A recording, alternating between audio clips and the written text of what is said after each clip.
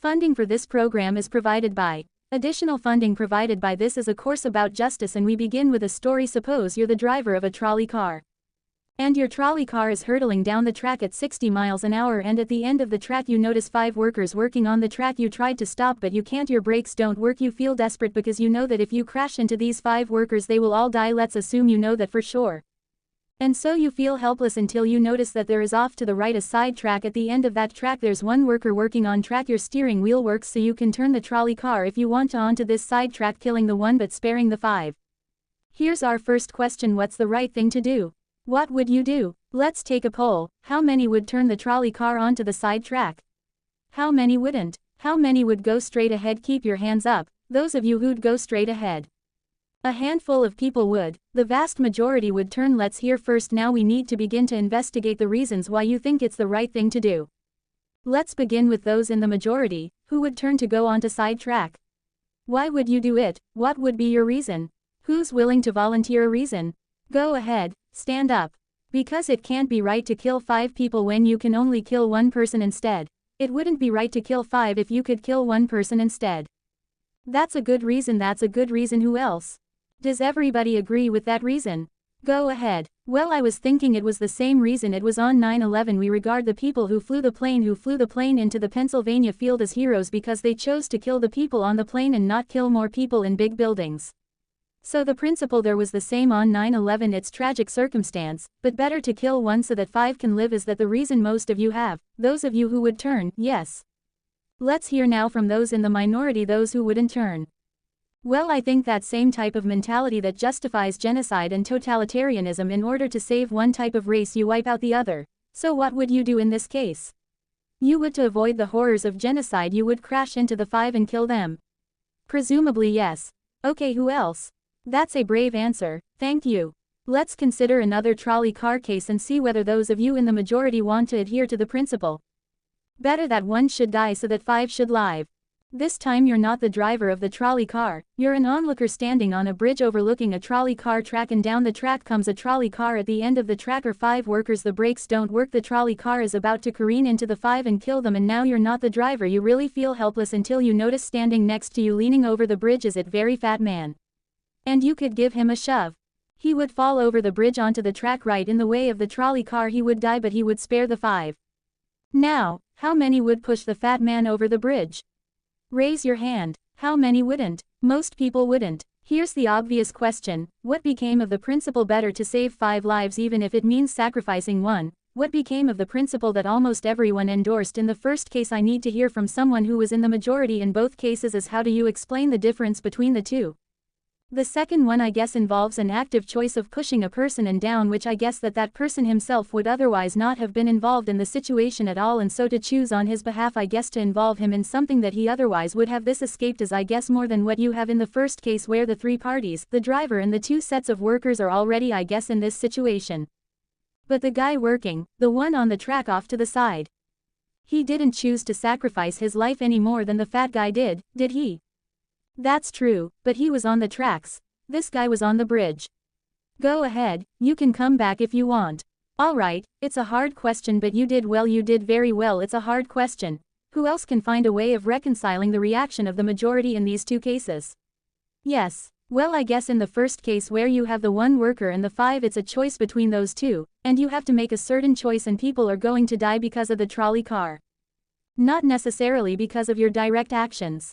The trolley car is a runway thing, and you need to make in a split-second choice, whereas pushing the fat man over is an actual act of murder on your part. You have control over that, whereas you may not have control over the trolley car.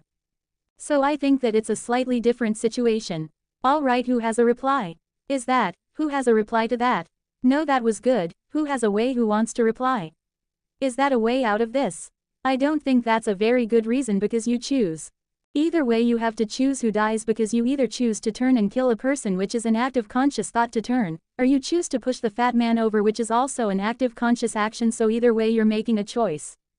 Do you want to reply? Well, I'm not really sure that that's the case. It just still seems kind of different. The act of actually pushing someone over onto the tracks and killing them, you are actually killing him yourself. You're pushing him with your own hands. You're pushing in. That's different than steering something that is going to cause death into another. You know it doesn't really sound right saying it now when I'm up here. No, that's good. What's your name? Andrew. Andrew, and let me ask you this question, Andrew. Suppose standing on the bridge next to the fat man, I didn't have to push him. Suppose he was standing over a trapdoor that I could open by turning a steering wheel like that, would you turn it? For some reason that still just seems more wrong. I mean, maybe if you just accidentally leaned into this steering wheel or something like that. Or say that the car is hurtling towards a switch that will drop the trap, then I could agree with that. Fair enough. It still seems wrong in a way that it doesn't seem wrong in the first case to turn, you say, and in another way, I mean in the first situation you're involved directly with the situation, in the second one you're an onlooker as well. So you have the choice of becoming involved or not by pushing the fat man. Let's forget for the moment about this case. That's good, but let's imagine a different case. This time you're doctor in an emergency room. And 6 patients come to you. They've been in a terrible trolley car wreck. 5 of them sustained moderate injuries. 1 is severely injured. You could spend all day caring for the 1 severely injured victim, but in that time the 5 would die, or you could look after the 5, restore them to health, but during that time the 1 severely injured person would die. How many would save the 5 now as the doctor? How many would save the 1? Very few people, just a handful of people. Same reason, I assume. 1 life versus 5. Now consider another doctor case. This time you're a transplant surgeon and you have 5 patients, each in desperate need of an organ transplant in order to survive. On needs a heart, 1 a lung, 1 a kidney, 1 a liver, and the 5th a pancreas. And you have no organ donors. You are about to see them die, and then it occurs to you that in the next room there's a healthy guy who came in for a checkup, and he is you like that, and he's taking a nap. You could go in very quietly. Yank out the 5 organs. That person would die, but you can save the 5. How many would do it? Anyone. How many? Put your hands up if you would do it. Anyone in the balcony? You would. Be careful, don't lean over too much. How many wouldn't? All right. What do you say? Speak up in the balcony, you who would yank out the organs. Why? I'd actually like to explore slightly alternate possibility of just taking the 1 of the 5 he needs an organ who dies first and using their 4 healthy organs to save the other 4. That's a pretty good idea.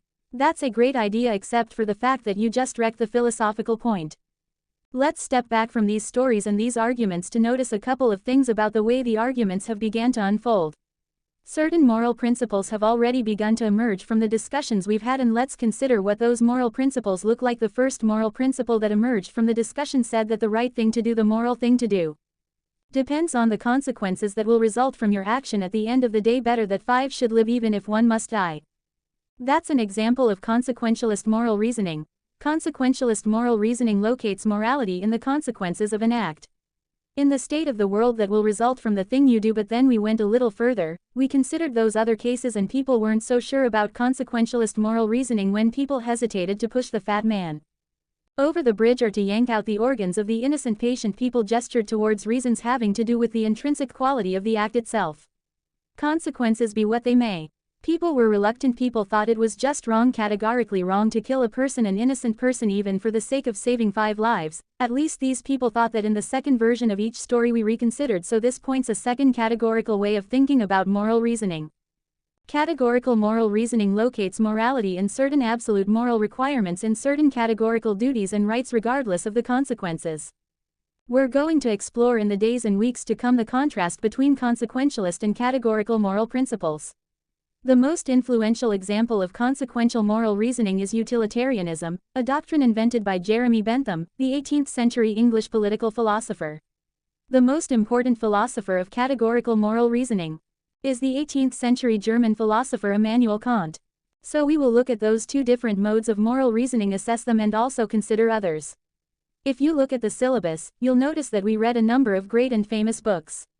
Books by Aristotle, John Locke, Immanuel Kant, John Stuart Mill, and others. You'll notice too from the syllabus that we don't only read these books, we also all take up contemporary political and legal controversies that raise philosophical questions. We will debate equality and inequality, affirmative action, free speech versus hate speech, same-sex marriage, military conscription, a range of practical questions. Why not just to enliven these abstract and distant books, but to make clear, to bring out what's at stake in our everyday lives, including our political lives, for philosophy. So we will read these books and we will debate these issues, and we'll see how each informs and illuminates the other. This may sound appealing enough, but here I have to issue a warning. And the warning is this: to read these books in this way, as an exercise in self-knowledge, to read them in this way carries certain risks that are both personal and political, risks that every student of political philosophy have known. These risks spring from that fact that philosophy teaches us and unsettles us by confronting us with what we already know. There's an irony: the difficulty of this course consists in the fact that it teaches what you already know. It works by taking what we know from familiar unquestioned settings and making it strange. That's how those examples worked the hypotheticals with which we began, with their mix of playfulness and sobriety. It's also how these philosophical books work. Philosophy estranges us from the familiar not by supplying new information but by inviting and provoking a new way of seeing. But, and here's the risk, once the familiar turns strange, it's never quite the same again. Self-knowledge is like lost innocence: however unsettling you find it, it can never be unthought or unknown. What makes this enterprise difficult but also riveting is that moral and political philosophy is a story, and you don't know where this story will lead, but what you do know is that the story is about you. Those are the personal risks. Now what of the political risks? One way of introducing a course like this would be to promise you that by reading these books and debating these issues you will become a better, more responsible citizen. You will examine the presuppositions of public policy, you will hone your political judgment, you'll become a more effective participant in public affairs. But this would be a partial and misleading promise. Political philosophy for the most part hasn't worked that way. You have to allow for the possibility that political philosophy may make you a worse citizen rather than a better one, or at least a worse citizen before it makes you a better one, and that's because philosophy is a distancing, even debilitating activity. And you see this going back to Socrates. There's a dialogue, the Gorgias, in which one of Socrates' friends, Callicles, tries to talk him out of philosophizing. Callicles tells Socrates philosophy is a pretty toy if one indulges in it with moderation at the right time of life, but if one pursues it further than one should, it is absolute ruin. Take my advice, Callicles says, abandon argument, learn the accomplishments of active life, take for your models not those people who spend their time on these petty quibbles, but those who have a good livelihood and reputation and many other blessings. So Callicles is really saying to Socrates, quit philosophizing, get real, go to business school. And Callicles did have a point. He had a point because philosophy distances